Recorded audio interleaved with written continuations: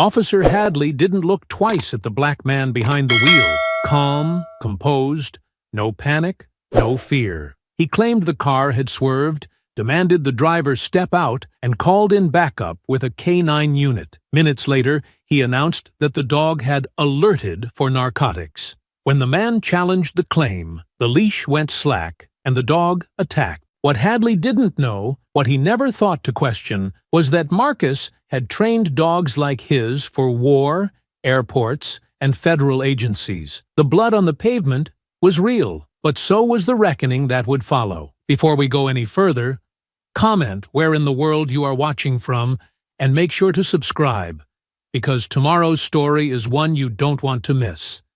The late August sky over Mississippi had begun its slow collapse into night, the kind of evening where the horizon stretched wide and gold before melting into a deep violet haze. The trees lining Highway 61 were still dense with summer, their thick branches leaning over the road like spectators too tired to cheer. A few distant bugs carried on with their rhythmic hum in the underbrush, and the air held that familiar mix of heat, pine sap, and scorched asphalt, suffocating but honest. Marcus Dean drove northbound, with the window rolled halfway down, and one elbow resting comfortably against the inside of the door, his fingers tapping the wheel in time with the music playing low from the dashboard. There was no rush in his posture. The tires rolled smooth beneath him, and the shadows drawn by the setting sun danced across the hood of the truck like slow water. His Tacoma was well worn but clean, still bearing the marks of long weeks and longer miles. Dog crates in the back, hair on the upholstery, old rubber mats curling at the edges. The silence inside the cabin wasn't uncomfortable. It felt earned. Traffic had thinned out to a trickle in both directions. It was that in-between hour, after the end of most workdays and before the nightlife crowd stirred. The stretch of road ahead was unbroken, the yellow lines bright and undisturbed. He adjusted the volume down with a light touch of the dial, not because anything had changed, but because instinct told him to. Dusk did that, made everything feel thinner, more exposed, like the light was trying to hide before something else arrived in its place. Behind him, headlights appeared. He glanced once in the mirror, casually at first, noting the silhouette of a patrol cruiser cresting the gentle rise about 100 yards back. No siren, no rush, just presence. He looked back to the road, maintaining speed, his grip loosening just slightly on the wheel. The cruiser didn't pass. Instead, it settled into his rear view like it had been there all along, following at a measured distance, not tailgating, but not falling back either. Just pacing. The feeling arrived in his gut like a quiet warning, one he had long since learned not to ignore. He didn't tense, didn't adjust his speed, didn't touch his phone or glance over his shoulder. He simply stayed steady in the lane, signaled a change to the right as the exit for Tallwater passed by, and continued on. Then the lights came on, red and blue, sharp and sudden, cutting across the tree line and throwing color over the inside of the cab in pulsing strokes. The siren didn't wail, just one short burst, like punctuation at the end of a sentence no one else heard. Marcus signaled and pulled off onto the shoulder, his tires rolling gently over the gravel as he eased the truck to a stop. He cut the engine, rolled the window the rest of the way down, and retrieved his license and registration from the center console, placing both on the dashboard in plain view. Then he set his hands on the wheel. Calm, deliberate, practiced. He didn't move. He didn't reach for anything else. He didn't speak. The cruiser idled behind him with its lights still spinning. When the driver's door finally opened, the officer emerged with the slow, confident stride of someone who had grown too comfortable with their uniform. White, built thick through the chest and neck, late 40s maybe, with the kind of face that seemed made for suspicion. He walked with the posture of a man who expected to be feared or challenged, and didn't care which. When he arrived at the window, he didn't greet Marcus, didn't offer a smile, didn't ask how the night was going. Instead, he leaned slightly toward the open space and said, without preamble, "You know why I pulled you over?" Marcus turned his head slowly to meet the man's eyes. "No, officer," he said, in a tone neither passive nor aggressive, just steady. "You were swerving," the officer replied, his voice flat and authoritative. "Couple miles back, drifting over the center line." Marcus kept his face neutral. "I've been maintaining the lane since I got on this stretch. There was no one around me, no curves, no conditions to cause a drift. I call it like I see it," the officer said, one eyebrow raised. "You calling me a liar?" "I'm telling you I didn't swerve," Marcus said. The officer smirked. "That what they teach you? Talk back and see what happens?" "I answered your question," Marcus replied. "I didn't swerve. If there's something else you want to address, I'm here." "Oh, you're here all right," the officer said, standing up straighter. "Got yourself all cleaned up, driving this thing like you're some kind of professional. But I know what I'm looking at." Marcus didn't respond. Not because he had nothing to say, but because nothing he could say would matter. "You been drinking tonight?" the officer asked next, cocking his head to the side in a show of mock curiosity, sniffing at the air through the open window as if trying to justify the question. "Little something to take the edge off? Whiskey, maybe? Hennessy?" "No," Marcus replied, his voice even and calm, measured with the kind of patience worn thin by long practice. "I haven't been drinking." The officer didn't move away. He leaned closer, his shadow folding into the cab of the truck, his eyes scanning Marcus's face like he was searching for a twitch, a tremble, anything that could be shaped into suspicion. "That's so," he said, the words slow and deliberate, dripping with disbelief. "Because I can smell something, and I've been doing this job long enough to know when a man's trying to talk slick to hide what he's really on." "What you're smelling is dog," Marcus said, his tone unchanged. "I've been around animals all day. That's what's in the air. Not alcohol." "You sure it's not masking something?" the officer asked, tapping the flashlight against the edge of the doorframe now, as though the steady rhythm of plastic on metal might help him think clearer. "You got any weed on you? Pills? Some kind of little helper in the glove box?" "There's nothing illegal in this vehicle," Marcus said, still not raising his voice, still not giving in to the invitation to match the officer's energy. "I haven't used anything. I haven't had anything. There's nothing to find." "You always this smug when you get pulled over?" the officer asked, his lip curling slightly.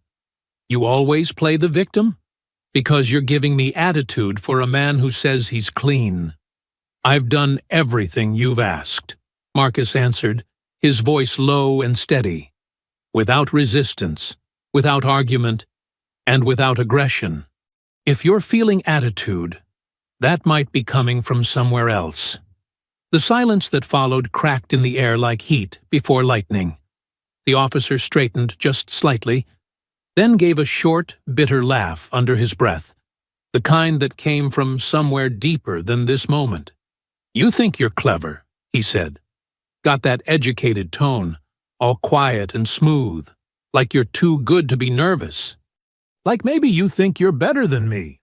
"I don't think anything about you," Marcus said, watching the officer's posture now, not in fear, but in calculation. "Yeah, you do," the man shot back. "You people always do." Marcus didn't answer that. There wasn't a point. Nothing in that response was about curiosity. It wasn't about driving or suspicion or even safety. It was about control, about dominance, about pressing until something cracked. "Step out of the vehicle," the officer said, his voice now clipped and sharp, no longer pretending at routine. "Let's have a look around." Marcus hesitated, not out of fear, but to make sure his hands were still clearly visible on the steering wheel before speaking again. "What is your probable cause for a search?" You're sweating. You smell like chemicals and fur. You've got a cage in the back seat. You're twitchy. Your pupils are dilated. It's 84 degrees, Marcus said. The cage is for transporting dogs, and my pupils look the same as they did when you walked up. You want to play hardball? Fine, the officer muttered, stepping away from the door and circling around the vehicle. You think this is the first time I've had someone lie straight to my face? I haven't lied to you, Marcus said, still calm, still seated, still tracking the man's every movement with his eyes, but not with his head. You keep telling yourself that, the officer said over his shoulder, walking toward the rear of the truck. He paused briefly at the tailgate, shone the flashlight into the bed, then continued around toward the passenger side. The gravel under his boots crunched in slow, purposeful rhythm, each step echoing the shift in atmosphere, cool professionalism giving way to something colder. When he returned to the driver's side, he didn't lean into the window this time. He spoke into the radio on his shoulder instead, pressing the transmit button like he'd been waiting for an excuse. Unit 2-3. I need backup on my stop. Solo male, non-compliant. Vehicle shows animal residue and possible concealment. Request K9 support. Repeat, requesting K9. Marcus sat perfectly still, listening to the hiss of the dispatch channel before the response came back with casual efficiency. Copy that, 2-3. Backup en route. K9, ETA 3 minutes. There was no discussion. No second questions. No chance to respond. The officer looked back toward Marcus with a grin that had nothing to do with politeness. Now we're getting somewhere. Within minutes, another cruiser pulled up, lights already flashing as it parked at an angle behind the first. The new arrival, another white officer, younger, leaner, arms crossed, stepped out and took position by the front bumper of the lead vehicle, saying nothing but watching everything. Then came the black SUV, sleek and squared, with K9 unit in bold white lettering across the rear hatch. The vehicle idled for a moment before the rear door opened, and out stepped a broad-shouldered man in his late 50s with a chest like a battering ram and a beard clipped down to a knife's edge. The leash in his hand led to a German shepherd, dark-coated and coiled tight with tension, its eyes sweeping across the scene before focusing on the truck. Sergeant Mercer didn't speak to Marcus. He didn't even look at him. He exchanged a glance with Hadley, then nodded once, signaling that he was ready. "The dog's gonna do a sniff," Hadley said, almost lazily now, as if he had already mentally logged this interaction as a win. "If he alerts, we go in." "I don't consent to a search," Marcus said, stepping out of the vehicle as ordered, moving slow, steady, controlled. He didn't make a show of it, didn't posture. He just stood with the kind of presence that didn't have to announce itself. "I've told you everything truthfully. There are no drugs in that truck, and I haven't used anything." "You don't have to," Hadley said, waving a hand toward Mercer and the dog. "The dog will tell us what's up." Mercer began moving the dog, leading him along the perimeter of the truck with clinical smoothness. The shepherd sniffed low across the front bumper, the door seams, the edges of the wheel wells. Its tail swayed once, neutral. Ears perked, but not locked. Marcus watched carefully. Not the dog, but the handler. The way Mercer shifted the leash slightly near the rear door. The subtle tension in his wrist. The half-click of his tongue when the dog hesitated near the driver's side. And then it came. The dog barked. Once.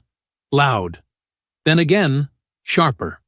Mercer gave another gentle tug, a signal that would look benign to the untrained eye.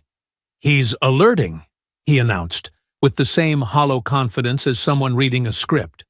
Marcus didn't move. "That's not an alert," he said quietly, not backing down, not panicked, just factual. Clear. "He's reacting to you. There's no physical cue from the dog, no tail stiffening, no ear pivot, no focal fixation. He's responding to your command, not assent. "Excuse me?" Mercer asked, his tone mocking now, as if offended by the idea of being questioned. Hadley stepped forward, posture suddenly more aggressive. "What exactly are you saying?" "I'm saying he didn't alert on his own," Marcus replied. "You prompted him. That's not how detection works." "Oh, we've got ourselves an expert now," Hadley said, his voice rising, his body getting closer.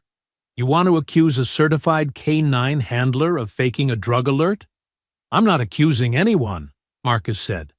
"I'm telling you, there are no drugs in that vehicle, and what just happened wasn't a spontaneous indication. It was a forced reaction." "You want to keep running that mouth?" Hadley snapped. "Because I've got zero problem dragging you down to the station and letting you explain your attitude to a holding cell." "I haven't raised my voice. I haven't resisted," Marcus replied, standing perfectly still. "I've complied with every instruction. I've answered every question." Hadley's face twisted into something darker, something unmasked. "You think that tone makes you untouchable? You think standing there like some smooth-talking uppity—" "I think your ego's bruised because I won't shrink." That was it. Hadley stepped back and jerked his chin toward Mercer. "Send the dog in."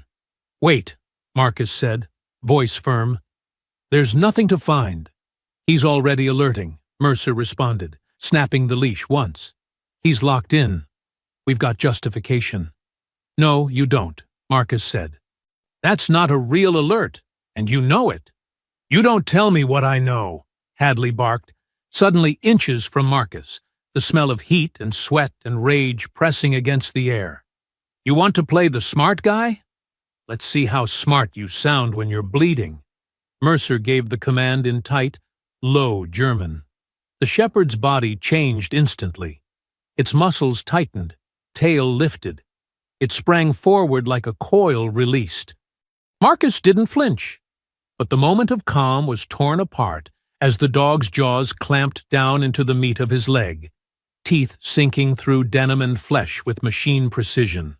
The weight of the animal took him down fast, driving him into the gravel shoulder with a sickening crack of bone and stone. The pain wasn't sharp at first. It was blunt, immediate, consuming. A pressure that built from within as blood flooded his pants leg and soaked the ground beneath him.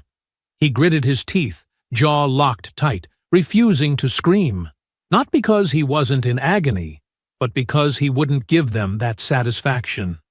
The dog yanked, dragging him an inch, then another, tearing deeper, shaking its head in the way predators do to finish a kill. Marcus's fingers clawed at the ground, his nails catching on stones and shards of old glass, anything to ground himself in the moment. "Get the dog off him!" someone yelled from the road, female, outraged. Hadley didn't move. Mercer stood over them both, arms crossed, eyes unreadable. "I'm filming this," the voice came again. "This is Cara Vasquez, Channel 9. I'm filming everything." A horn blared. Another car stopped. More shouts, more movement.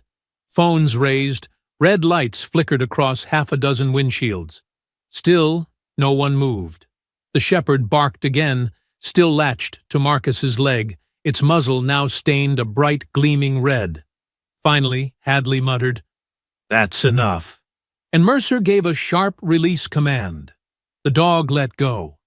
Marcus lay gasping on the ground, blood pooling beneath him, vision spinning as the faces above him blurred and reformed under the strobe of squad lights.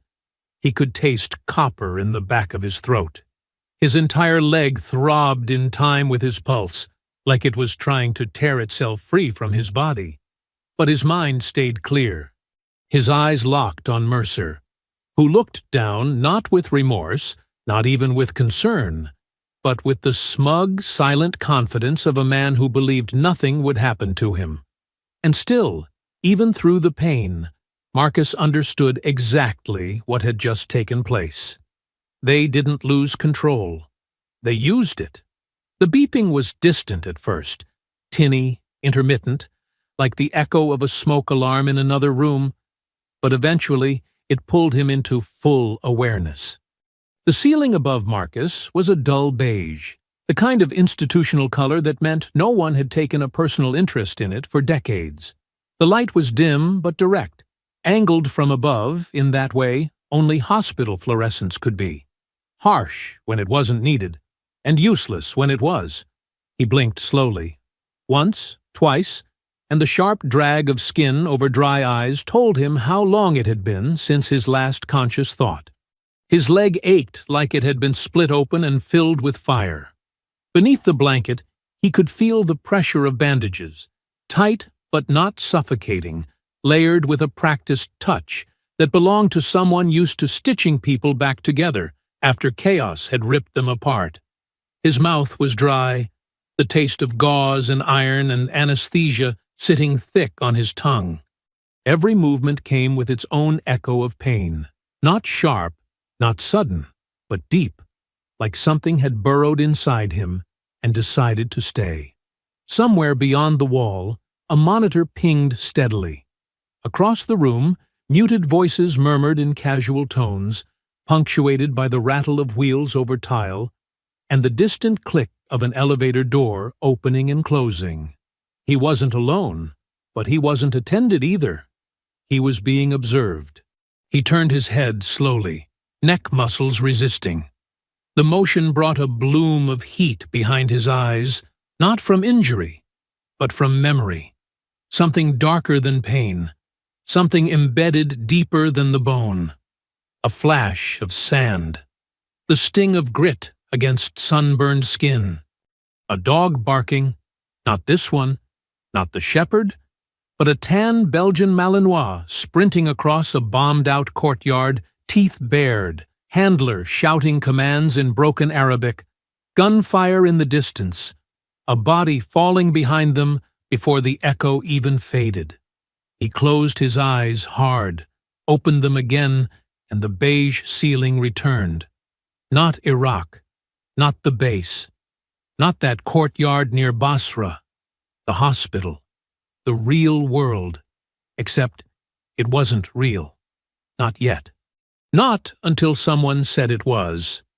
The door opened softly.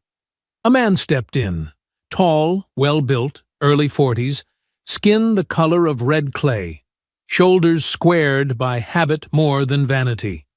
His suit looked expensive but worn at the edges, like someone who could afford better but refused to waste money on image.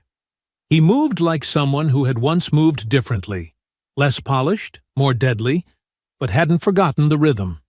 J.J. Washington, old friend, former Marine, now an attorney with a downtown office, a growing reputation, and the kind of righteous anger that had gotten more focused with age. He didn't speak at first, just pulled the chair beside the bed a few inches closer, sat down, folded his hands, and let the silence stretch. Marcus turned his head just enough to meet his eyes. "You saw." "Everyone did," J.J. replied, his voice low but firm. "It's already all over social. News sites are replaying it on loop. Cara Vasquez was the first on the scene. She caught the whole thing on her phone, start to finish. Her station ran it before midnight." Marcus nodded, but slowly, like the acknowledgement cost something. "They still trying to justify it?" he asked. J.J. gave a short exhale that wasn't quite a laugh. "Hadley says you were acting erratic. Mercer claims the dog made a hard alert, said it looked textbook. The department's saying the attack was unfortunate, but justified under protocol. Standard copy-paste statement." Marcus closed his eyes again, but this time not from pain. "They always do," he said. "Yeah, well, Kara's already pushing back. She sent a message, said she wants to talk. She's pissed. Not just as a reporter. She's taking this personally." Marcus didn't answer. His mind was elsewhere. He wasn't thinking about the bleeding. Not the pain. Not even the dog. Not directly.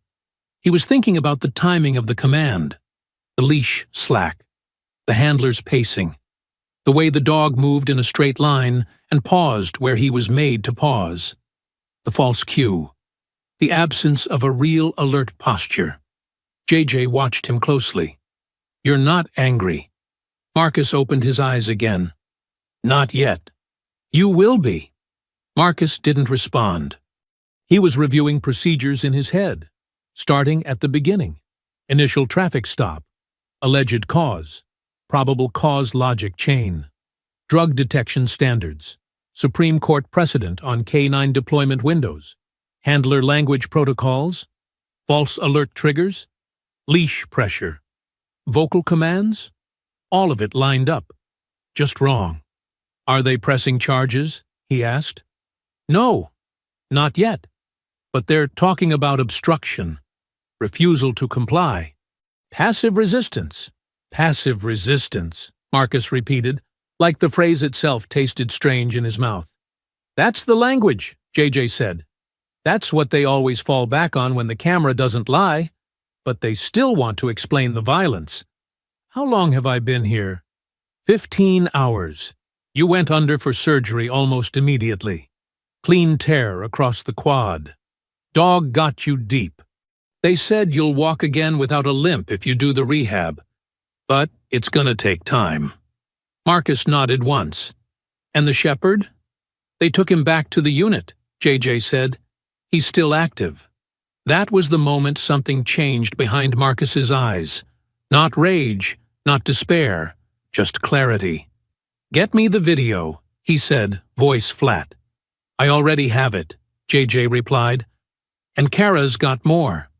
"Good," Marcus said, "because they're not just lying. They're using." JJ raised an eyebrow. "You ready to go public?" Marcus didn't blink. "Not yet." JJ nodded, standing. "You let me know when. The city's gonna bury this if we don't move fast." Marcus looked down at his leg, the shape of the wound barely visible under the layers of gauze and compression. He could still feel the dog's teeth, not the sharpness, not even the tearing, just the control. The grip hadn't been wild. It had been calculated. He remembered the depth of the bite, the pressure of the clamp, the exact moment the dog had locked in and waited for the follow-up signal that never came. There had been no chaos in the movement, no hesitation, no confusion. That wasn't just training. That was his training. Not in theory, not in method, in execution. The thought settled in him like a stone dropped into still water. Not shocking, not abrupt, just heavy and certain. JJ returned later that evening with a tablet and a stack of papers clipped together. News articles, internal reports, screen captures from social media. He dropped them on the tray beside Marcus's bed, pulled a chair close, and sat without ceremony. "You said you wanted to see everything," he said. "Here's the footage from Kara's phone. Clean audio, wide angle. She got the dog's movements, Mercer's posture, Hadley's face. All of it." Marcus didn't immediately reach for it. He was staring at the IV line running into his arm, watching the slow drip of saline into his bloodstream, as if trying to measure how long it would take to wash the memory out. "Play the clip," he said. JJ tapped the screen. The video loaded. The ambient sounds came first. The murmur of traffic, the shuffle of boots on gravel, the bark of the dog. Then came the voices. Hadley, smug and loud. Mercer, curt and unbothered. The words played out exactly as he remembered them. No surprises there. But it wasn't the voices he was listening for. It was the bark. That specific pitch, the way the dog braced before striking, the movement of the left hind leg, always a half-second slower than the others. That was an old injury, a minor tear from early in basic training. A tell he had noticed in a young male shepherd almost 7 years ago at Lackland Air Force Base. The dog had been stubborn, high drive, brilliant, but impulsive. Marcus had spent weeks getting the animal to respond to soft commands, teaching it restraint before drive, control before chaos. The name had been Django. Short, sharp, easy to command under pressure. As the video played, Marcus's expression didn't change, but something behind his eyes did. "Stop," he said, just as the dog launched. JJ paused the video. "What is it?" Marcus reached slowly for the tablet, tapped the screen to rewind 10 seconds, then froze it on a frame of the dog mid-movement. Legs extended, tail stiff, muzzle pulled back to bare its teeth. "I know that dog," he said. JJ leaned in. "From what?" "Training." "From command," Marcus answered. "I trained him." "You mean recently?" "No," Marcus said. "Years ago. He was one of mine during my time with the program. He had issues early on, muscle imbalance, over-aggression in high-drive drills, but never toward humans, never without purpose. I spent 6 months stabilizing his response patterns. I wrote the profile on him. His posture is identical. Even the scar on the rear left flank." "That's Django." JJ leaned back, taking that in for a moment. "You sure?" "I don't forget the dogs I've trained. Not when I put that much work into them." JJ's eyes narrowed slightly. "You think Mercer knows that?" "I think Mercer made sure of it."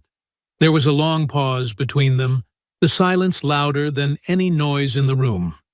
Marcus reached for the printouts on the tray, flipping through them until he found a departmental staff profile. Sergeant Curtis Mercer, former handler, reassigned twice in 5 years. Received internal complaints for excessive force during traffic stops. Suspended from a federal training program in San Antonio for deviation from approved protocols.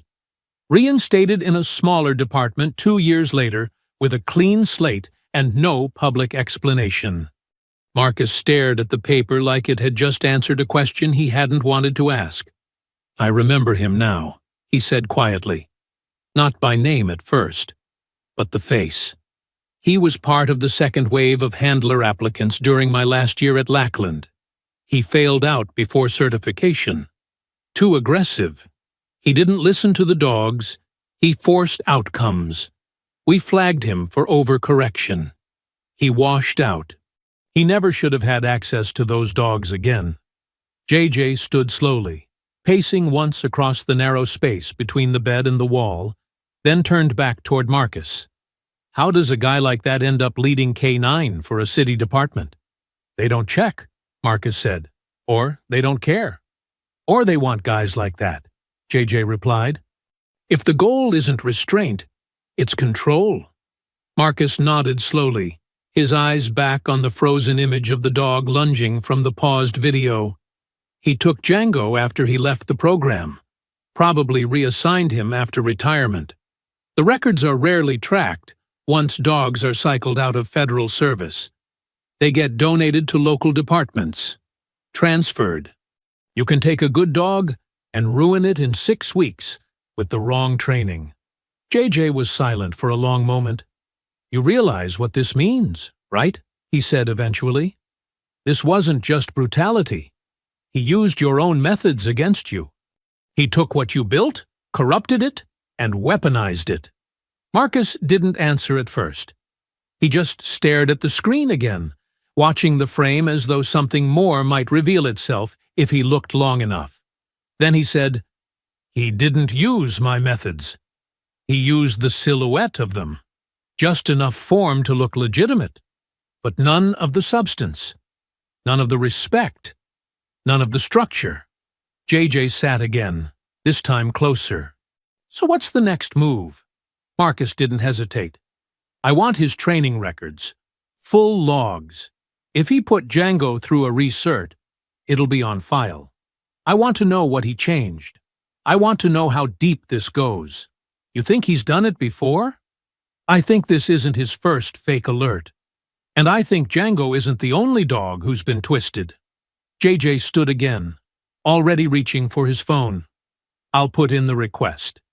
We'll have to go through a few back channels, but if there's paperwork, we'll find it." As JJ walked out, Marcus laid back against the pillow and stared once again at the beige ceiling.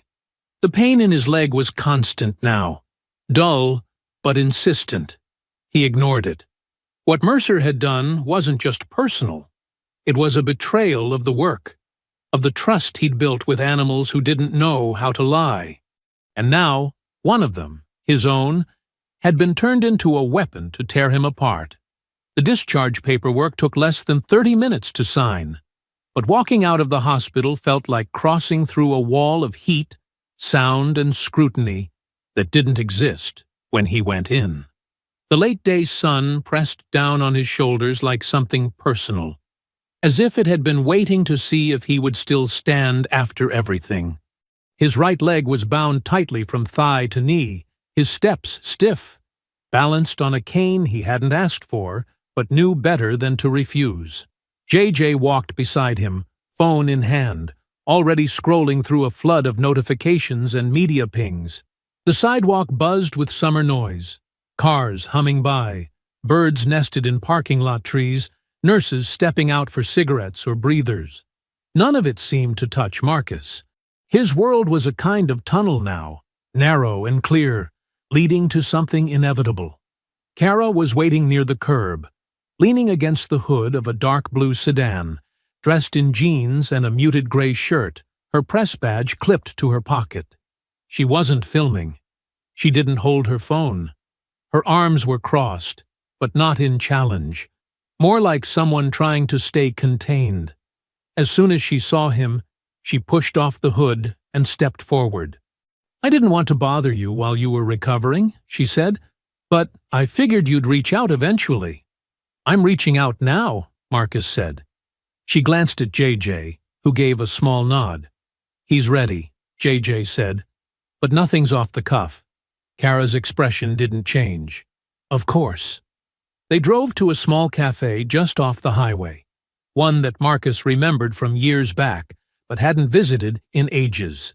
It was quiet, with tall windows, clean wood tables, and an older couple running the counter who didn't stare or whisper when he limped through the door. That was enough.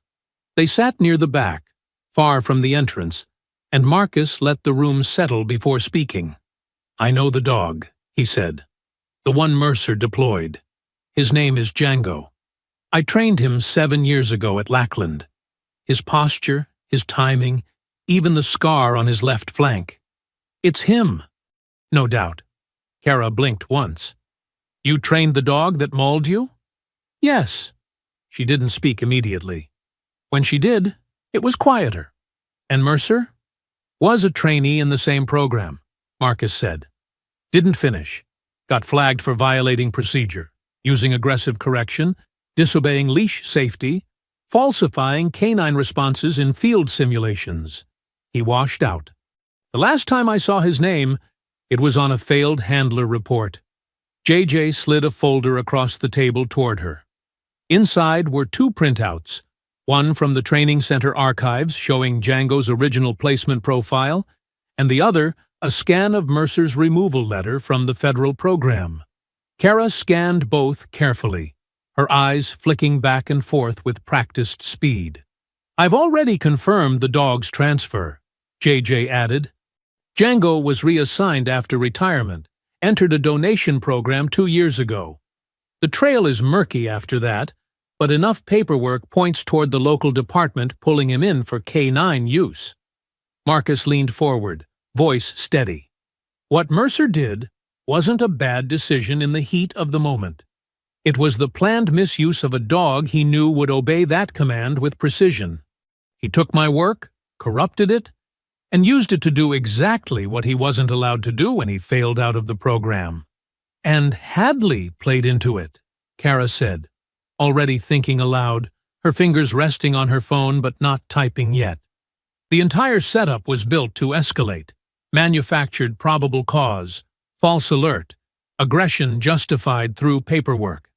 "They've done this before," Marcus said. "I don't know how often." But that wasn't improvisation. That was repetition. Kara's voice dropped. "Do you want to go public?" "Yes," Marcus said. "But not all at once. Let them lie first. I want to see how they move when they think they still control the narrative. Kara nodded slowly, the weight of her reputation behind her expression. I'll start with the piece on the alert video. Just what's public. No claims, no accusations, just breakdown, frame by frame. I'll cite the absence of real alert behaviors and leave the door open for expert commentary that doesn't name you. That's fine, Marcus said. Let them talk themselves into a corner. The article dropped 48 hours later. It didn't explode. It ignited. By the end of the day, it had been picked up by 3 major syndicates. Social media latched onto the still frames. The moment Mercer signaled with the leash, the dog's confused posture, the immediate and brutal takedown. A side-by-side comparison of real versus false alerts began circulating among veteran handlers. Experts began commenting anonymously, confirming what Marcus already knew. This wasn't detection. It was staging. The department issued a generic press release the next morning, labeling the incident under review and calling it regrettable but procedurally sound. Mercer was placed on desk duty. Hadley remained on patrol. The mayor declined to comment. The PR machine was moving, but so was Marcus. He didn't do interviews. He didn't post videos. He didn't shout. Instead, he opened a notebook and began writing names. He contacted 4 former colleagues from his training days. 3 of them had gone on to civilian K-9 work. 1 in Denver, 1 in Atlanta, and 1 just across state lines in Arkansas. All of them had worked with dogs who had been transferred through the same federal retirement channel. All of them had seen red flags in the records coming out of Marcus's city. False alerts. Aggression in low-stress environments. Commands issued without cause. And all of it signed off by Mercer. He's reconditioning them, one handler said on a call, taking stable dogs and turning them into weapons. And whoever's signing off on his research is either complicit or not paying attention. Marcus compiled statements.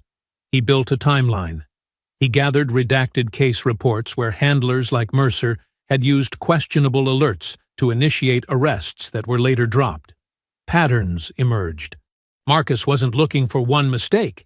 He was building a pattern of behavior, something so deeply embedded it would be impossible to brush off as coincidence or rogue action. By the end of the week, he had a folder an inch thick and a drive with enough footage, transcripts, and affidavits to build a civil rights case before the department could write its next press release. The storm hadn't hit yet, but the winds were changing, and Marcus was already standing in the eye.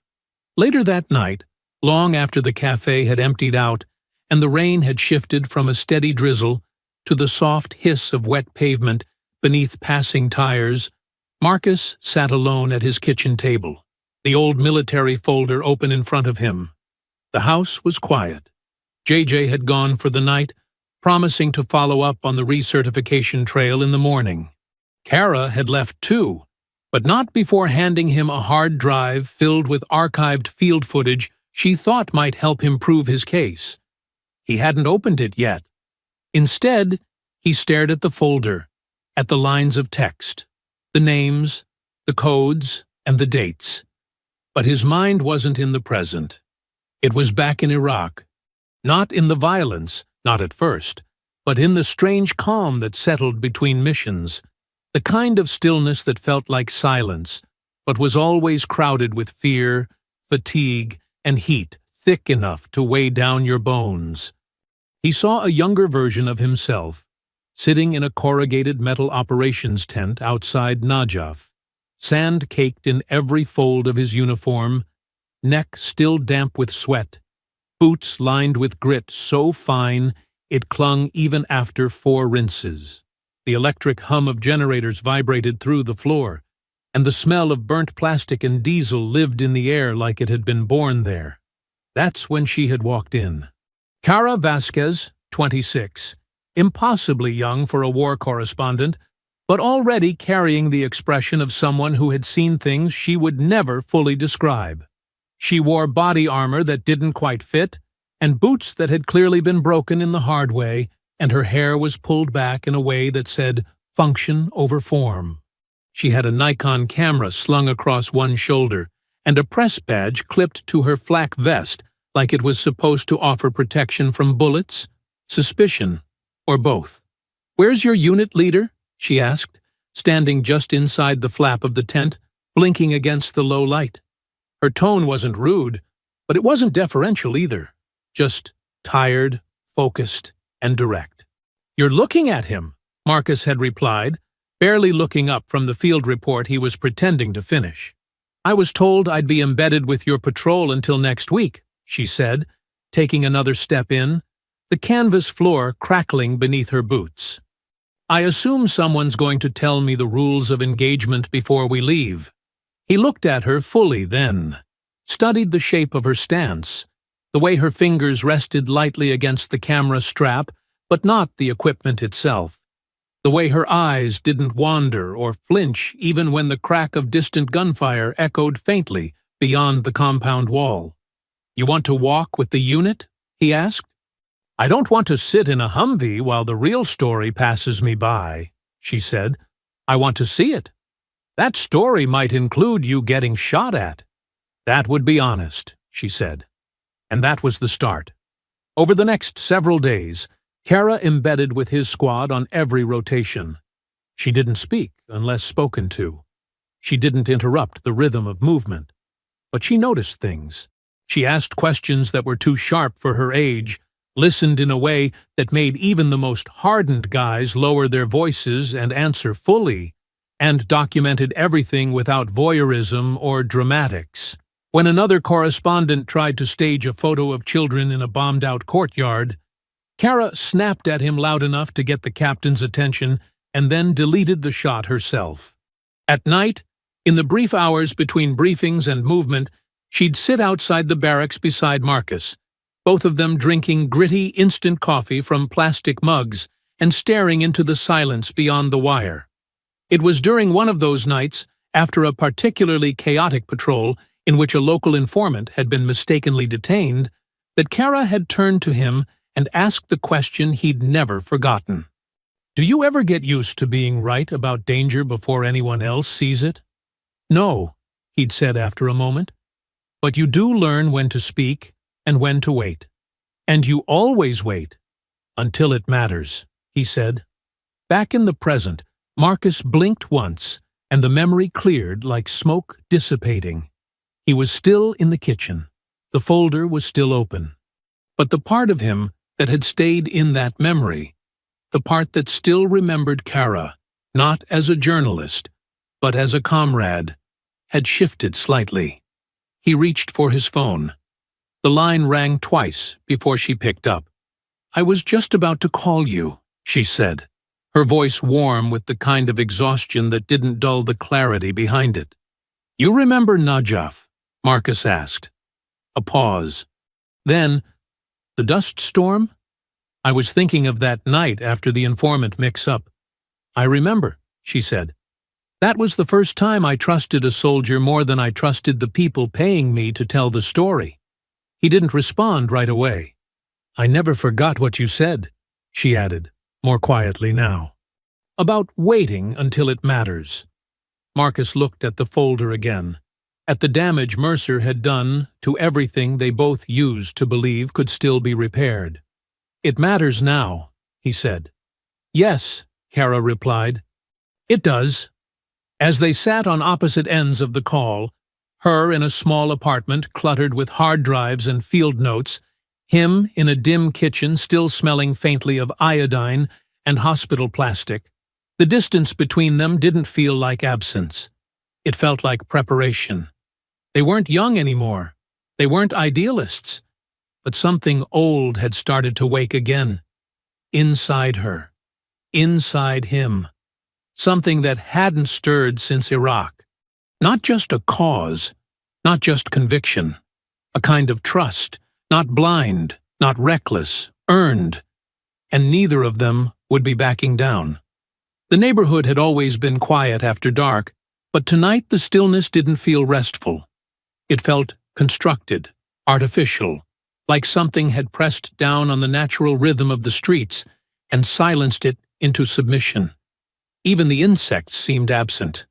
No sirens in the distance. No music bleeding through open windows. No idle arguments or laughter from porches. The silence was too complete, too perfect, and Marcus felt it settle on his shoulders like a weight that didn't belong to him. He moved through the alley behind his house with care, not from fear, but from discipline. The limp in his step hadn't slowed him much, and though he carried the cane, it was more for disguise than support. He didn't trust calm nights. Not when the days leading up to this one had carried the fingerprints of surveillance. The same SUV parked across the street 3 nights in a row, headlights flickering once too often, an unfamiliar drone buzz near his window that didn't sound like neighborhood toys. These weren't amateurs, they were deliberate, and they were escalating. By the time he reached the edge of the lot near the old warehouse, Marcus already knew he wasn't alone. He had sensed it in the weight of the air, in the silence that swallowed his footfalls, in the faintest scratch of gravel under boots that were trying too hard to move like shadows. He didn't turn around, didn't glance over his shoulder or break pace. That would have betrayed awareness, and what they wanted, more than anything, was fear. He could hear the whisper of voices now. Not full words, just tone and rhythm, the same low, controlled cadence used by men who believed they still held the leash of a situation. One of them walked with a soldier's stride, slightly overcorrected, the left foot dragging half a second behind. Mercer. The other moved with less intent, more swagger than discipline. Hadley. They weren't hiding. They were circling. The moment Marcus crossed into the mouth of the narrow path between the storage yard and the loading dock, he heard the distinctive sound of leashes being unbuckled. Metal against metal. Then a low, controlled command in German. Deliberate, careful, rehearsed. What followed wasn't barking. It was pursuit. 2 dogs, full-grown, high drive, trained to move fast and without noise. No hesitation, no testing the air for scent, no checks for command alignment. These were not being sent to search. They had been released to damage. Marcus adjusted course, his stride steady but sharp, directing himself toward the side entrance of the warehouse. He'd scoped the building earlier in the week for precisely this reason, noting the reinforced fencing inside the loading bay and the intact mechanism for the security gates. The city had abandoned the property years ago, but some of its bones remained intact, rusted but functional, enough for what he had in mind. The dogs were closer now. He could hear their paws strike pavement, fast, rhythmic, deadly. Still no barking, just movement. They had been trained for this moment, and he had trained dogs like them long enough to know exactly how close they were. His breathing stayed measured, controlled, and though his leg burned with every step, he kept his body fluid, using the momentum of his forward motion to avoid shifting his weight unnecessarily. At the door, he didn't stop. He pushed it open, entered, and let it swing half-closed behind him. Enough to create noise, but not to give away that he intended to trap them inside. The interior of the warehouse was cavernous and cold, the air damp with mildew and engine grease from a time when machines had once lived here. Broken crates lay scattered across the floor, and old shelving units lined the walls like skeletons. He moved quickly, but not erratically, guiding himself deeper toward the central forklift enclosure, a square ring of fencing that had once secured heavy tools, but now served as a containment pen. The gate still worked. It had been tested. The control box, though rusted, responded when touched. He only needed to get them inside. A sharp growl echoed behind him, not from aggression, but recognition. They had his scent now, and they were moving fast, the scrape of nails against concrete growing louder, more urgent. He didn't stop. He rounded the stack of pallets, stepped into the ring, and whistled once, just enough sound to draw them forward. The first dog entered hard, muscles taut, tail rigid. A massive shepherd, scarred around the ears, its eyes wide with focus. The second dog followed just seconds later, slightly smaller, darker, moving with surgical intent. Marcus stepped aside, staying just outside their initial lunge radius, and reached behind him to throw the lever. The gate clanged shut. The crash echoed through the chamber like a dropped anvil, and immediately the dogs turned back, teeth bared, testing the fencing with bodies that had been built to break. But the gate held. The structure was steel, bolted into concrete, stronger than the handlers had known. And now the dogs were trapped. Not leashed, not restrained by command. Contained. Marcus backed away slowly, his breathing still controlled, eyes watching every twitch of their posture. He didn't move with panic, didn't look away. He held their attention with the same calm presence he had used when they were pups in training, when they learned that the hand could command, but never deceive. These dogs weren't wild. They were betrayed.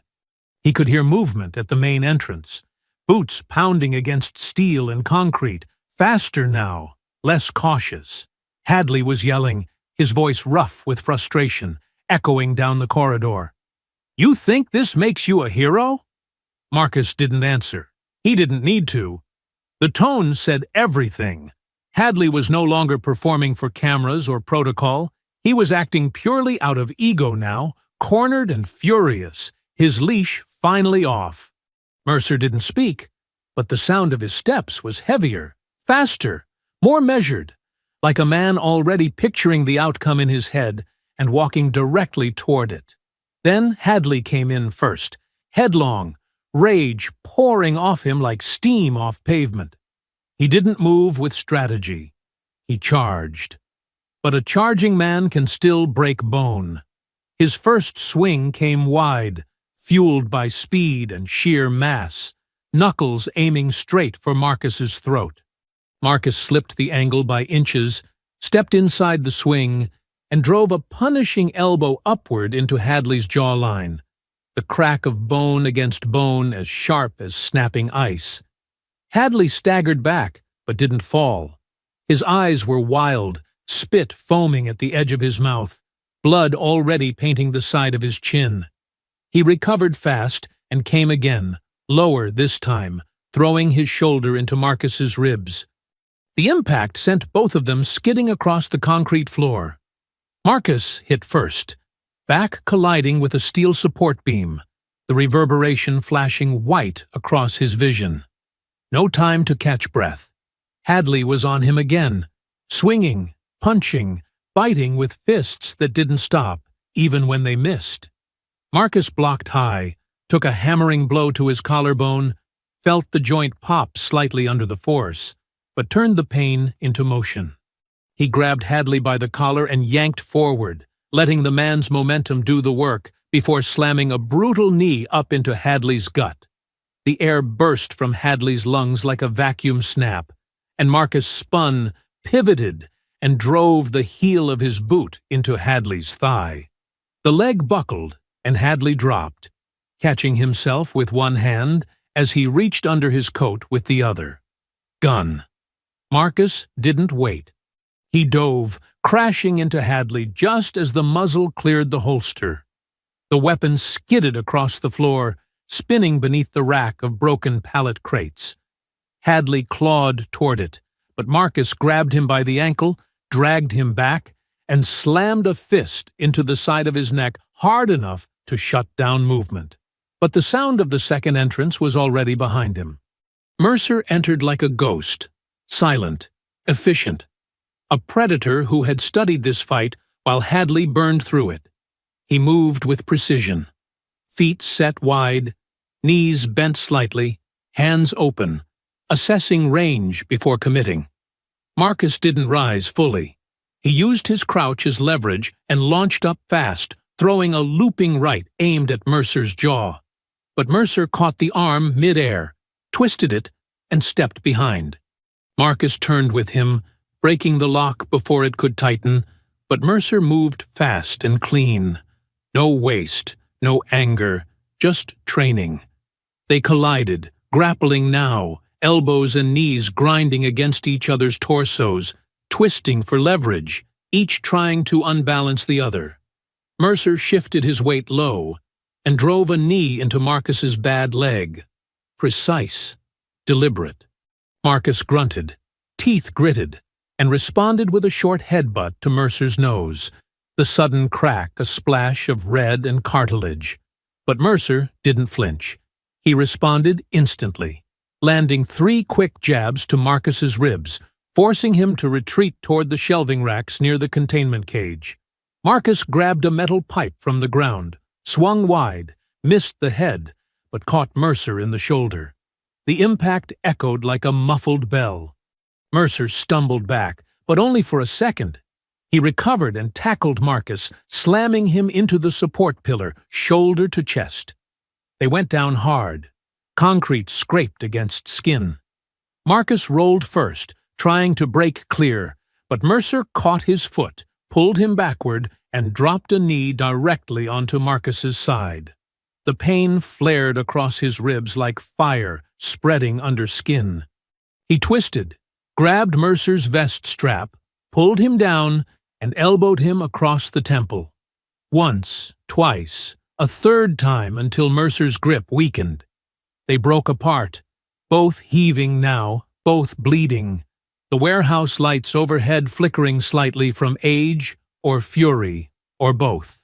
The concrete beneath them was smeared with sweat and blood, their shadows stretching like broken limbs across the floor as they circled again, slower this time, the brutal rhythm of exhaustion beginning to outpace fury.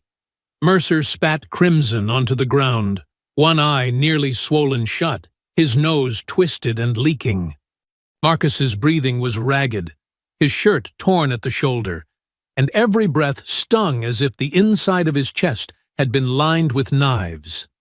Hadley, staggering upright now like something risen out of smoke, grunted like an animal that didn't recognize pain as a limit.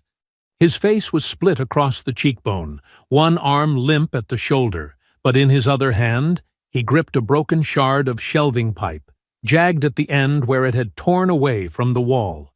His boots dragged across the floor in a crooked line, steel toe scraping sparks as he limped toward Marcus, eyes wild and mouth twisted into a grin that held nothing but venom. Marcus turned as Hadley rushed. The pipe came down fast and wide, an arc meant to end something, not warn. Marcus ducked, the metal edge whistling just above his skull, and then rose fast from the crouch, slamming a shoulder into Hadley's sternum and driving them both backward into the fencing of the containment pen. The dogs inside barked once, loud and sharp, a reminder of the storm still watching from the cage. Hadley swung again, this time sideways, catching Marcus along the ribs. The pipe didn't slice, but it landed hard enough to send shock through his torso, forcing him to stumble sideways and drop to one knee. Hadley advanced, raising the weapon again. Before it could fall, Marcus surged upward, grabbed the inside of Hadley's elbow, twisted with his full weight, and jammed the joint backward until the tendon screamed beneath the pressure. Hadley howled, dropped the pipe, and tried to claw at Marcus's face. Marcus blocked, shoved the man backward, then pivoted off his good leg and delivered a punishing elbow directly into Hadley's throat. The hit didn't break anything, but it shut the man up. Air escaped in a gasp, and Hadley folded to the floor, wheezing, hands grabbing his own neck in a pathetic, instinctive attempt to regain control of his own breathing. Mercer came in without warning, silent, fast, all intent and zero wasted motion. He used his injured shoulder as bait, swinging low with his good arm, aiming for Marcus's side. Marcus stepped back, let the punch graze his hip, then countered with a sharp hook to the liver. Mercer doubled slightly, and Marcus followed with a knee to the chin, the blow landing clean enough to whip Mercer's head back into the side of the broken shelving unit behind him. But even stunned, Mercer was relentless. He grabbed a loose length of chain from the floor, wrapped it around his wrist in one smooth motion, and lashed out in a tight arc. The chain bit into Marcus's forearm, drawing blood through torn skin. He flinched, then caught Mercer by the shoulder, pulled him forward, and slammed a brutal headbutt into the bridge of the man's nose. Mercer staggered, fell to one knee, and Marcus didn't wait. He used the chain now, looping it behind Mercer's neck and dragging him to the ground with his body weight. Not to choke, not to kill, but to pin, to hold, to end it. Mercer kicked wildly, but the fight was already bleeding out of him. His breathing turned erratic, pulse slowing, resolve breaking. Marcus leaned down, locked his arm tighter, spoke through clenched teeth as blood dripped freely from his own mouth and nose, the words ragged with exhaustion. "This is the last time you put your hands on anyone without consequences." Mercer's body went slack, not unconscious. Defeated. Marcus released him, rolled off, sat back against the wall, and pressed a trembling hand against his ribs. For a long moment, there was only the sound of distant barking, quiet now, almost subdued, and the sharp drip of blood hitting concrete. Hadley lay half-conscious nearby, his breathing hoarse and wet. Mercer was still on the floor, blinking slowly, his mouth opening and closing like a man trying to explain something to himself. Marcus didn't move for several long seconds. Then, finally, with effort, he stood. He limped toward a toolbox that had spilled open during the chaos, pulled a pair of zip ties from its tray, and returned to Hadley first. The officer flailed weakly but didn't resist, as Marcus bound his wrists behind his back. Mercer didn't fight it at all. When both were restrained, Marcus turned toward the containment pen, where the two dogs had gone silent. They stood still, alert, not aggressive, watching with the understanding of animals that had seen the leash drop and not been punished for running. He approached slowly, opened the gate, and let them come to him on their terms. They stepped forward. They sniffed his hands, cautious but not afraid, searching for something familiar in his scent, his stance, the quiet way he stood without threat. Their heads lowered slowly, not in fear, but in recognition, some deep memory of early training, of calm hands and steady voices before the commands turned harsh, and the leash became a weapon. Marcus reached out, placed a hand on each of their shoulders, and spoke the original cues, not the twisted commands they'd been forced to obey, but the ones meant to guide, to ground, to connect. The dogs didn't bark or flinch. They just stood there, still and alert, their bodies softening as if something inside them had finally been allowed to exhale.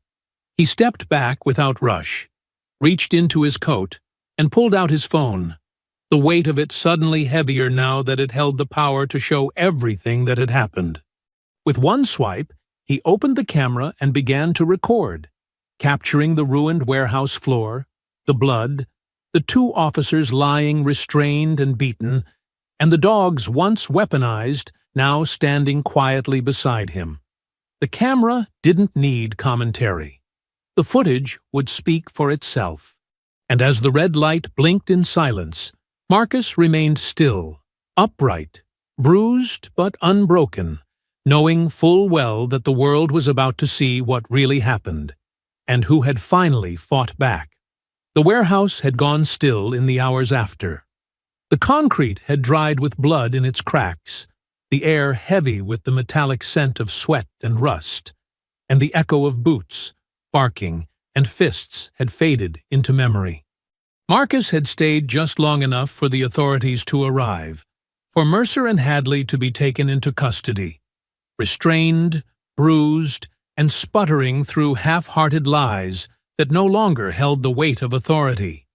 He had spoken only when necessary, provided his recording, answered the medic's questions through shallow breaths, and declined a second ambulance ride despite the searing pain in his side. There was something else he needed to do first, something that couldn't wait for healing or headlines or lawyers. The drive to the facility had been quiet, the kind of silence that didn't offer peace, only focus. Marcus had driven alone, replaying every second of the attack in his mind. Not the punches or the pain, but the way the dogs had looked at him before it all began. There had been confusion in their eyes, not rage. Something trained, yes, something sharpened by cruelty, but beneath that was hesitation, a flicker of the bond they once had before everything was twisted by the men who had failed them. He couldn't leave them in cages, not now, not after this. The kennel wing carried the sterile smell of bleach and cold metal, that sharp industrial bite that lingered in the back of the throat, mixed with something more organic, wet fur, old aggression, and the quiet trace of fear, not from the humans working the cages, but from the dogs held behind them. Each enclosure hummed with tension, not the wild, chaotic kind, but the brittle restraint of creatures that had been trained too harshly, too long, to express anything openly anymore. Their bodies were wired tight with the memory of shock collars and shouted commands, muscles taut beneath coats thinned by stress. They didn't bark like most kenneled dogs. They watched, and waiting, for them, had become second nature. Marcus walked the corridor with the same careful, deliberate pace he had used in war zones and compound searches, not because he was afraid, but because he understood deeply what movement meant in the presence of damaged animals. Every step, every breath, every shift of weight told them something. And these dogs, especially Django and Bravo, had been taught to survive by anticipating what came next. He passed the first few cages without pausing, letting each set of eyes adjust to the fact that he wasn't dressed like Mercer or the others, that he didn't carry a prod, didn't hold a leash or a clipboard, and wasn't here to dominate or control. The dogs responded to that slowly, some tilting their heads, others pressing their bodies into the backs of their pens. Uncertain, but curious in that deep, cautious way dogs study you when they're trying to remember what safety used to feel like. Django was near the end, housed in a wide enclosure with reinforced bars and claw marks, etched deep into the steel from months, maybe years, of anxiety left unchecked. He stood at the far wall, facing the entrance, posture tense but not aggressive, his ears drawn back and tail still, not tucked, but low enough to signal uncertainty. His coat was duller than Marcus remembered, and a faint scar ran along his hind leg, the kind that doesn't come from training accidents but from deliberate punishment. Bravo, just across the aisle, paced his pen in tight, repetitive circles, his nails clicking against the concrete in a metronome of frustration, tail held stiff and mouth twitching, as if every loop around the enclosure was another reminder that he hadn't been allowed to rest. A young handler had already learned the price of impatience. Bravo had bitten him during a leashing attempt, not out of fury, but confusion. A reaction formed when commands are inconsistent, and pain is handed out more frequently than praise. Marcus didn't speak as he approached. Words meant nothing if tone betrayed them, and too many of these dogs had been taught to flinch at kindness, because it always came before correction. Instead, he lowered himself to a crouch in front of Django's gate and rested his hands on his knees, palms open, facing up, a posture of offering, not control. The silence stretched long, thick with uncertainty and memory. Django didn't approach at first, but he didn't growl either. His eyes narrowed, his nose lifted slightly, and he inhaled. Once, twice, then deeper, as if memory was something that could be drawn from scent alone. When Marcus finally spoke, The voice was so soft, it barely carried beyond the bars. "Django! Sits!" The word was quiet, wrapped not in command but in history. Django didn't react right away, but his ears twitched, his weight shifted, and after several long seconds, he sat. Not a formal, sharp response, but a slow, thoughtful act, as if the body remembered before the mind caught up. Marcus nodded once and slowly opened the gate. Not fast, not loud. He stepped inside without hesitation and knelt again, repeating the next cues in a cadence that Django had once responded to instinctively. This time, the dog moved forward, not lunging, not wary, just moving, his body rigid with mistrust, but his steps anchored in something older, something stronger than fear. When Django pressed his head into Marcus's chest, it wasn't obedience, it was recognition. Bravo took longer. He was more broken, less trusting, a dog who had survived more than he had been shaped.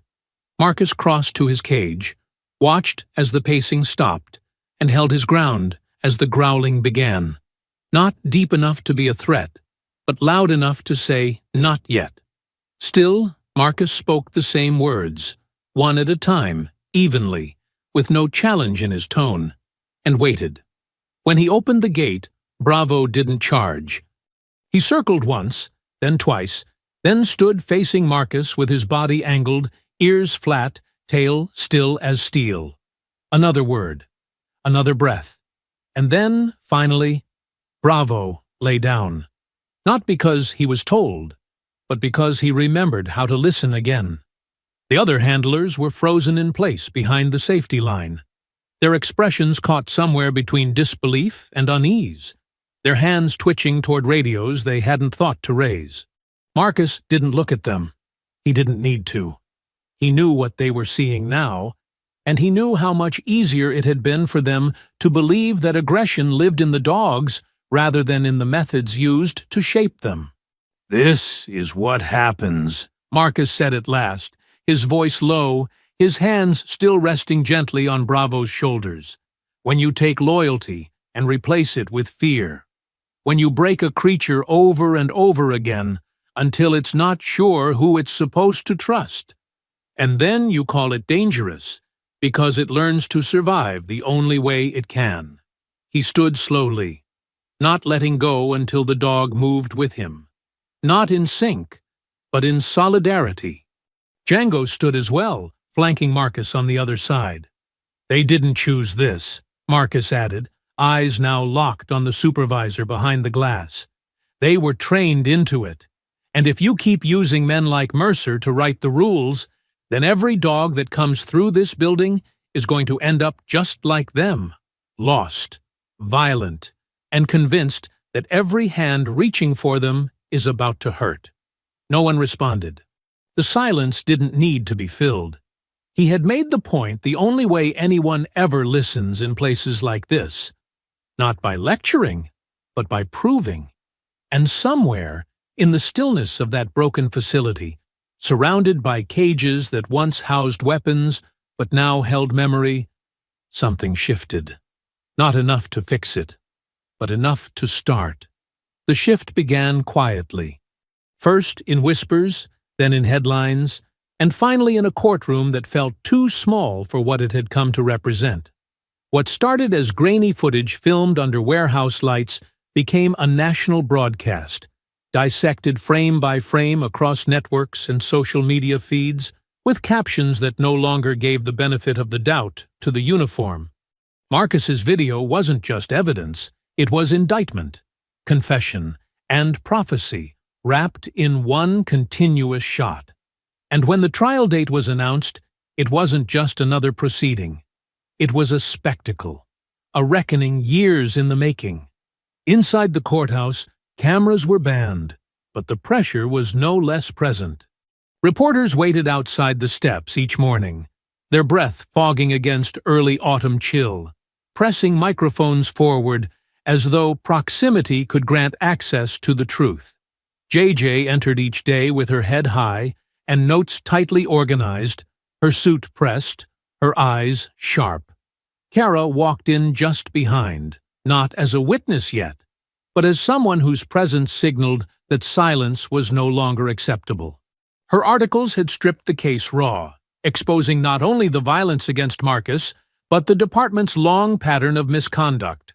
Doctored canine training logs, altered deployment reports, use of force records buried behind administrative jargon, each one now a loose thread JJ pulled in court, one by one, until the entire tapestry started to unravel.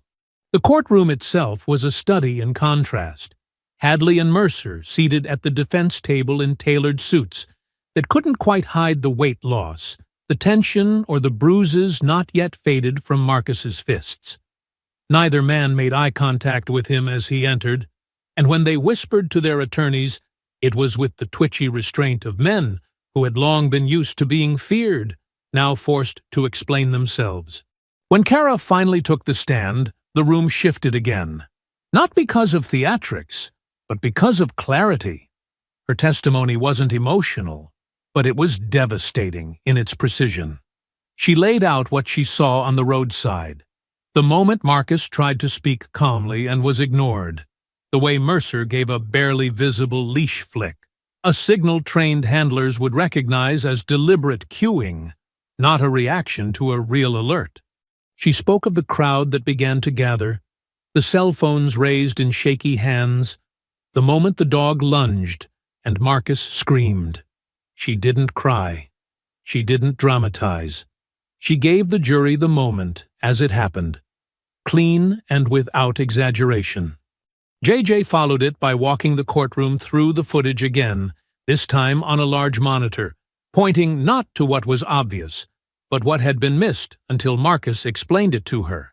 The unnatural tension in the leash, the specific position of Mercer's hand just before the so-called alert, the body language of the dog, uncertain, confused, ears low. Then she brought in the records, falsified logs with identical timestamps, performance reports with entire sections copied and pasted between different dogs, evaluations signed by supervisors who were no longer with the unit. Every page was another splinter driven deeper beneath the department's skin. When it came time to cross-examine Hadley, JJ didn't rush. She let him settle, let him puff up slightly in the witness box, his posture rigid with rehearsed confidence. She asked simple questions first: date of the stop, his stated cause, the sequence of radio calls. He answered in clipped professional tones, clearly trying to reassert control over a narrative that had long since broken from his grip. But JJ was deliberate. She slowly introduced inconsistencies, each one small but cumulative. Why the initial report said Marcus had slurred speech when the body cam audio was clear. Why the dash cam had a gap during the critical moment when Mercer issued the alert. And why a K9 unit that was supposedly assigned elsewhere had arrived within 2 minutes of the traffic stop being initiated. Hadley bristled. The courtroom held its breath. When she brought up Lena Brooks, former supervisor of the K9 division, recently subpoenaed, Hadley's shoulders stiffened. JJ introduced her calmly, without fanfare, letting the jury see that the department's own former leadership had turned on its rank and file. Lena's testimony, though brief, was surgical. She confirmed Mercer had been expelled from Marcus's original program for manipulating alerts and using unauthorized aggression cues. She confirmed Hadley had filed falsified field reports in at least 2 other stops that never led to charges. She confirmed, most importantly, that both officers had operated for years without meaningful oversight, and that her internal warnings had been buried. Then she said the one thing that broke the mask completely. I warned the department that Marcus Wynn's training materials were being twisted. They didn't just ignore me. They encouraged it. The silence that followed was electric. Hadley broke first. He stood suddenly, slamming his open palm against the edge of the witness stand as if volume could unmake what had just been said. The judge barked for order, bailiffs moved quickly, and Hadley, red-faced and stammering, began to shout something about lies, about conspiracy, about people not understanding what it was like out there, his words unraveling faster than he could control them. Mercer stayed seated, face drawn tight, jaw locked, a man watching his house burn down one floor at a time. The judge struck the outburst from the record, but didn't forget it. When J.J. requested bail be denied due to instability and threat of witness intimidation, the judge didn't hesitate. Request granted. Officers Mercer and Hadley will be remanded to county custody until sentencing. The gavel hit wood like a final heartbeat. And with that, the courtroom emptied, one side silent in defeat, the other silent in awe, as Marcus stood slowly from the gallery.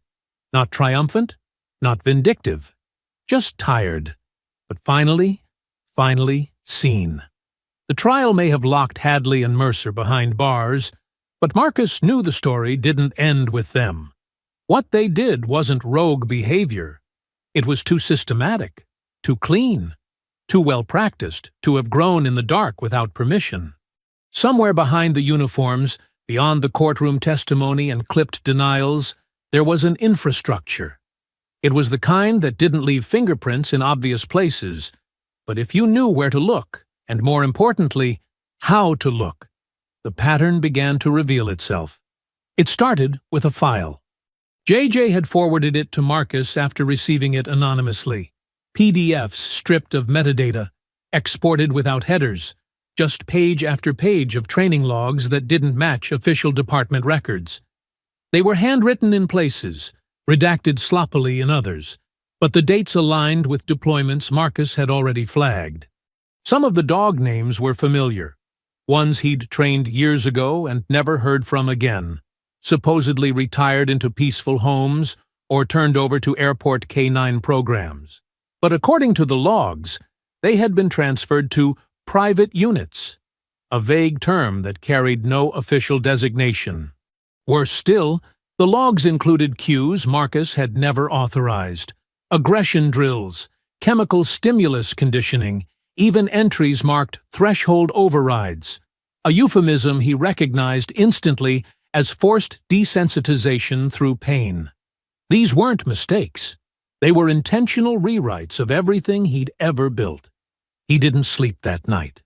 Instead, he drove 6 hours to a facility listed in the margin of one of the documents, a privately operated K-9 training site outside of Gainesville that claimed to specialize in advanced obedience for industrial security clients. On paper, it looked legitimate. Paperwork in order, insurance posted, permits framed neatly on the office walls. But Marcus didn't need paper to read a building. The layout was wrong. The spacing of the kennels was too tight, the dogs too thin, their eyes too flat. No handler spoke unless spoken to, and every command Marcus overheard was barked, not spoken. The way people issue orders when they're afraid of not being obeyed. He waited until shift change to step into the perimeter unchallenged, walked the outer run path until he reached the back row of kennels where the lights were dimmer, the dogs louder, and the clipboard logs thinner than they should have been. He recognized one of the dogs instantly, a Belgian Malinois named Rocket, who had once been trained under his oversight for search and rescue, but had apparently been retired after minor joint injuries. Now, Rocket's eyes followed Marcus with a kind of anxious gratitude, as if memory hadn't died, just gone dormant beneath months of pain and confusion. A scar ran across his flank, where no working dog should have been injured. The moment Marcus crouched and called the old cue, Rocket sat, not sharply, not immediately, but with a tremble of recognition that confirmed everything the paperwork had tried to hide. Marcus filmed everything: cage numbers, ear tags, command responses, facility layout, and, when no one was watching, the training boards posted behind a thin plastic door labeled Instructor Access Only. The terminology was unmistakable: bite, drive, amp, over-commanding for correctional compliance, pain indexing. And worst of all, decommission queue, a line item marked with an expiration date for dogs who failed to adjust. This wasn't just training, it was trafficking. He left with the footage backed up to 2 separate devices and Rocket in the passenger seat, silent, thin, but alert. Head on Marcus's thigh the whole drive back, like the miles between them were being erased with each stretch of open road. Kara met him at the edge of the city. She didn't ask what happened. She didn't need to. The look on his face told her enough, that this had gone beyond revenge, beyond justice, beyond courtrooms and statements. This was systemic. This was protected. And now, with the evidence in hand, it could no longer hide behind the curtain of plausible deniability. Together, they built the case. Kara wrote the article not like a journalist, but like someone reclaiming her name, pulling from first-hand footage, the testimony of former handlers Marcus had trained and reconnected with, the internal memos JJ managed to subpoena after Hadley's bail denial gave the DA broader jurisdiction. The story named names, facilities, contractors, departments. It connected dots between K-9 retirements and private security firms in multiple states, outlined how dogs labeled aggressive were redirected through shadow networks to training farms that rewrote their instincts and sold them to companies with little oversight. Mercer wasn't just a rogue element. He was a recruiter, a gatekeeper, and, in some cases, the one reprogramming the dogs himself using notes he'd stolen from Marcus's original manuals. When the story went live, it hit like a hammer, not just across the state, but nationally. Departments released statements of concern. Officials called for independent investigations. The public, already reeling from the trial footage, now saw that the 2 officers weren't just abusers. They were frontmen for something deeper. And when Marcus released the names of the dogs he recovered, each one trained once to serve and later twisted into fear-based tools, readers didn't just share the post. They demanded action. A state task force was assembled within weeks. Federal agencies requested interviews. Marcus received offers from law enforcement reform committees, from animal welfare organizations, from congressional aides, but he didn't answer right away. He wasn't done yet. Because exposing the network was only part of the work. The rest would be burning it down. The backlash came not as a wave, but as a slow, grinding tide, inevitable, corrosive, and loud in all the wrong ways. For every handwritten letter that arrived folded into envelopes lined with quiet gratitude, for every whispered thank you in a hallway or a nod exchanged across a courthouse corridor, there were 10 more voices casting him as a traitor to order. A man so consumed by personal vengeance he would tear down the walls that protected everyone else just to prove a point. The headlines were split, some calling him a hero, others calling him reckless, inflammatory, dangerous. On television panels and anonymous forums, they debated not the truth of what he exposed, but whether it should have been exposed at all. And Marcus, watching it unfold in real time, understood what few ever admit out loud. People are far more afraid of losing their illusions than they are of confronting injustice, and they will defend a lie that comforts them long after the truth has screamed itself hoarse. He didn't respond publicly. He didn't correct the narratives, didn't wade into comment sections or argue with half-informed radio hosts trying to turn his story into a soundbite. He stayed focused. The truth was already out there, and no amount of noise could stuff it back into silence. But the mayor's office, bowing to the pressure of optics and civil unrest, announced a town hall meeting. A chance, they claimed, to clear the air, though everyone in the city knew what it really was.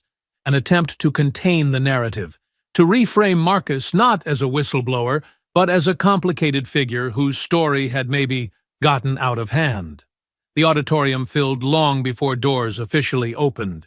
Officers stood posted at the walls with arms folded and expressions unreadable, ordered not to interfere unless provoked.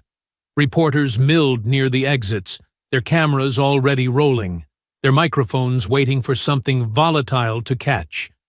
Marcus stood alone at the front of the stage, not behind a podium, not flanked by handlers, not wearing a uniform or a suit, just present, grounded, steady in the spotlight that burned down from above like an interrogation lamp, casting long shadows that felt far too familiar.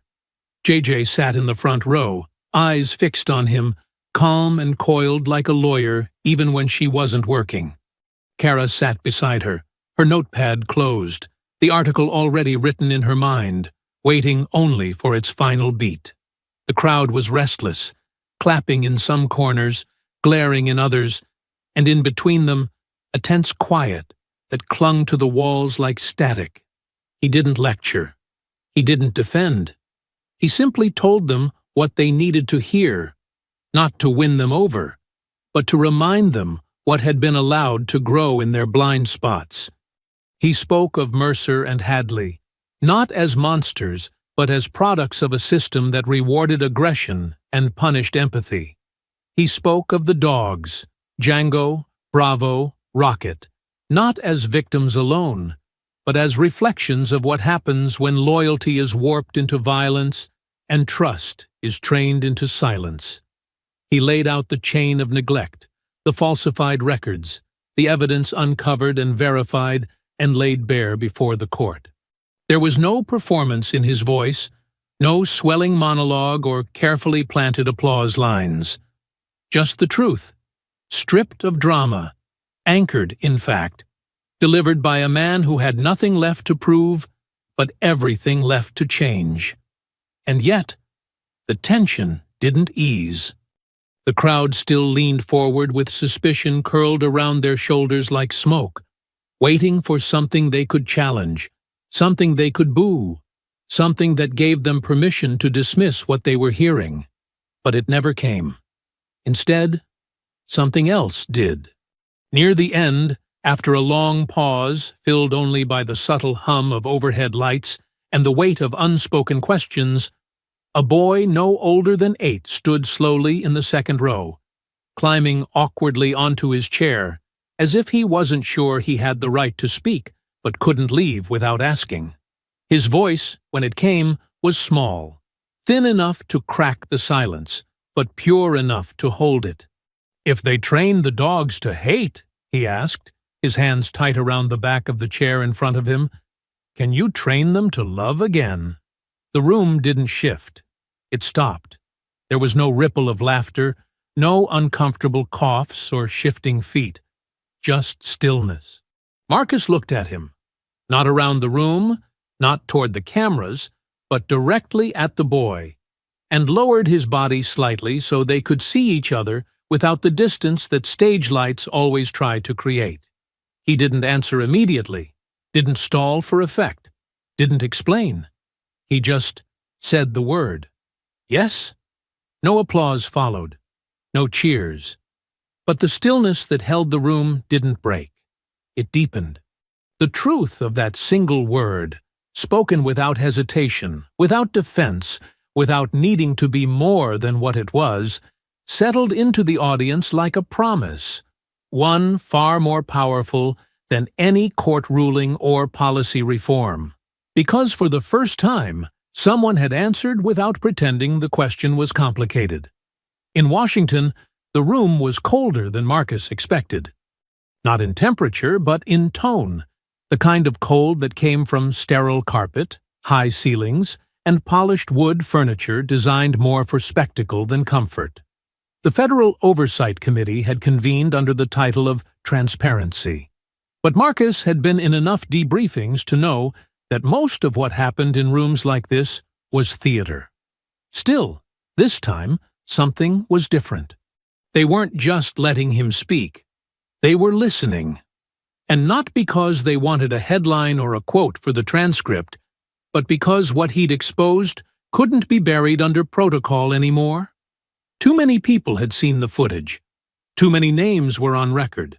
And too many dogs, still alive but damaged, stood as evidence of a system that had prioritized control over conscience. He gave them the timeline, the testimony, the facts. But he didn't stop there.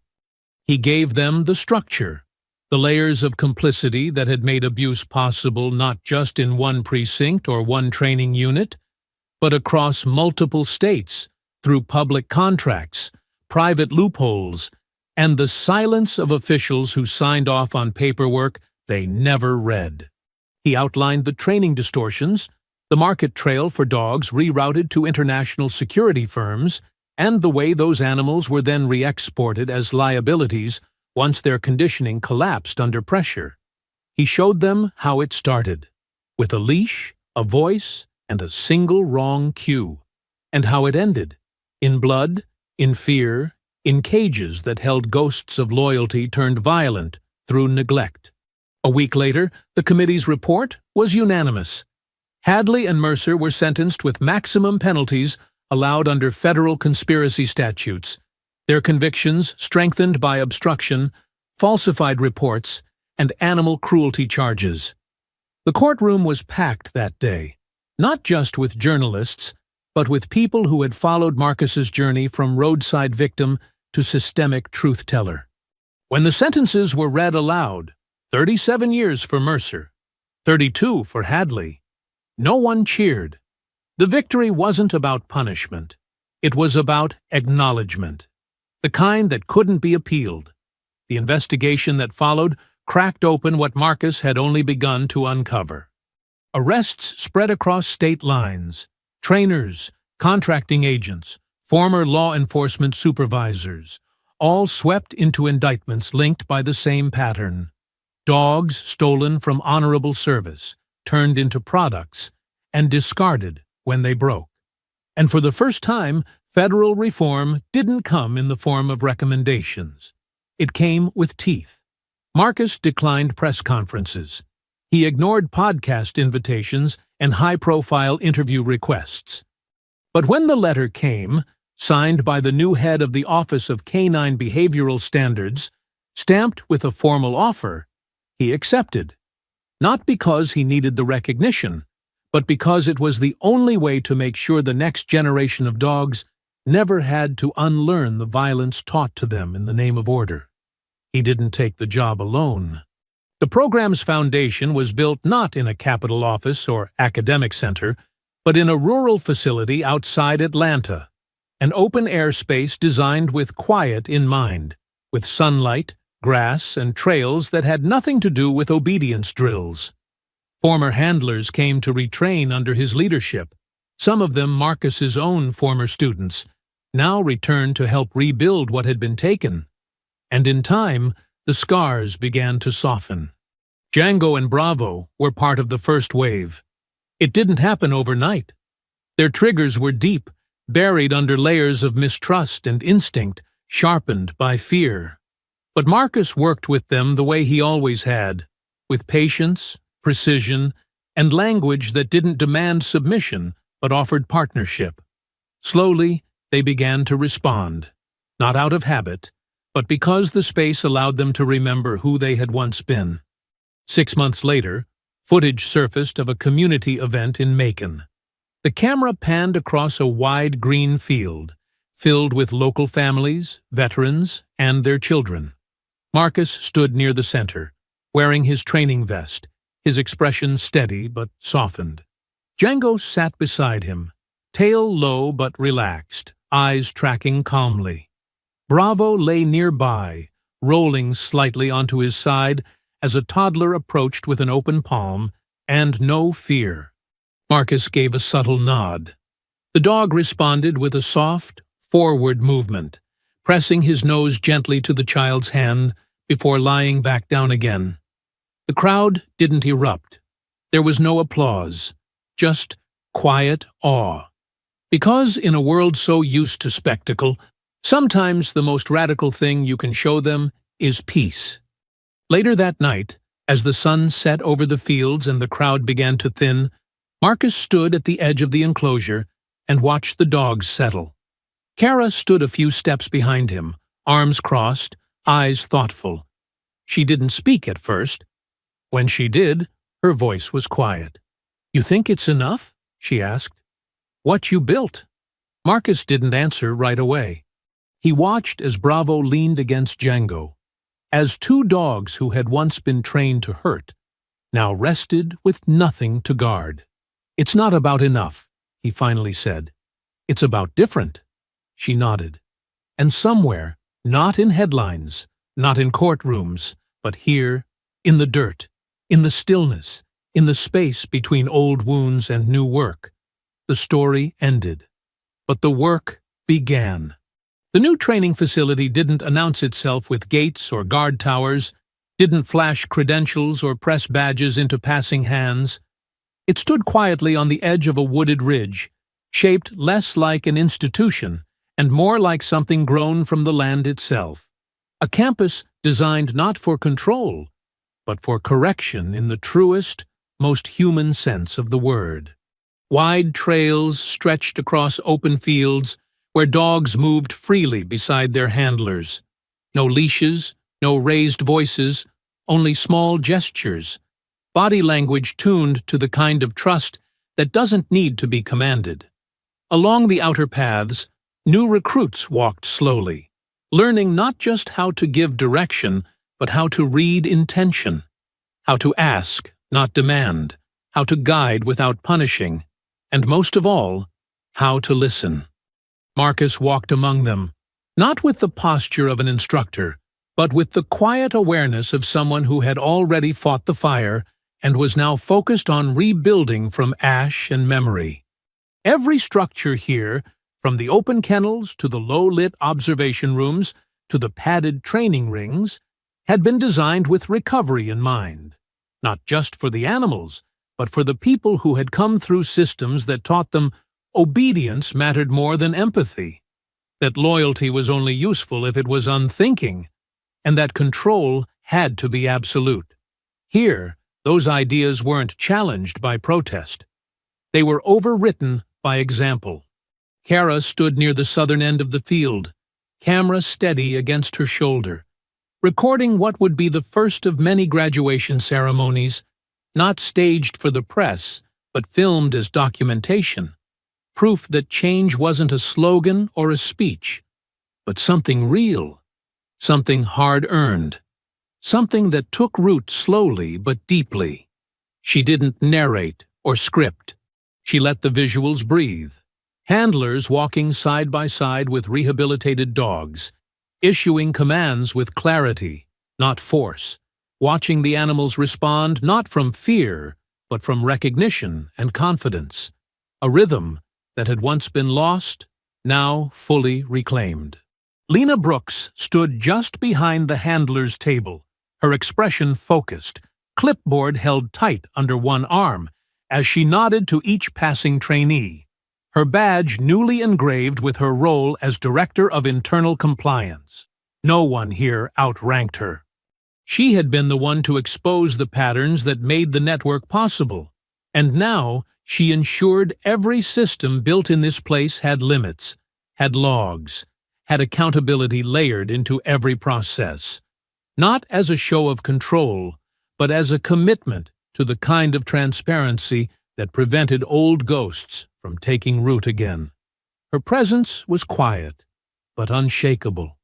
Near the spectator ring, JJ watched the ceremony unfold from a shaded bench, her hair pulled back, her notes for the day tucked away in a folder she hadn't opened since the morning. Her firm had taken on a dozen new civil rights cases since the trial ended, each one connected to patterns uncovered during Marcus's investigation, cases involving excessive force, false alerts, racial bias disguised as procedure.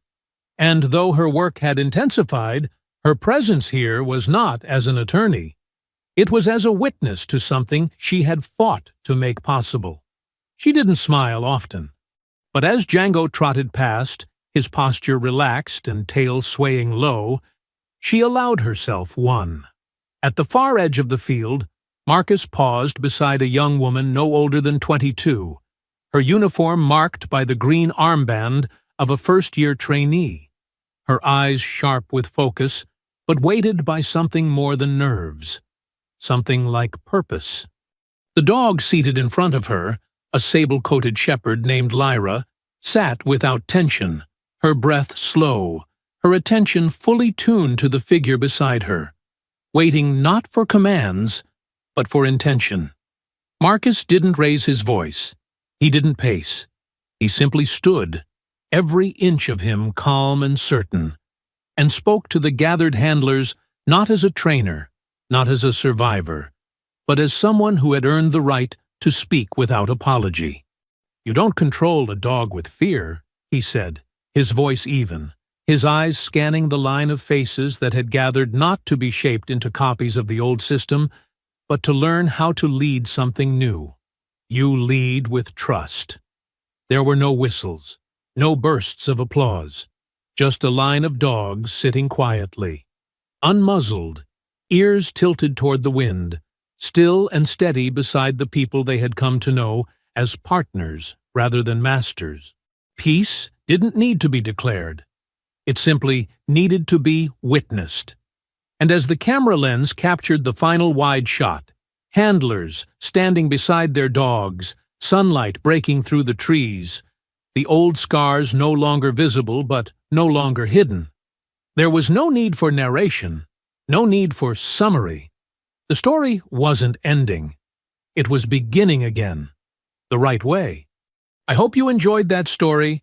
Please share it with your friends and subscribe so that you do not miss out on the next one. In the meantime, I have handpicked 2 stories for you that I think you will enjoy. Have a great day.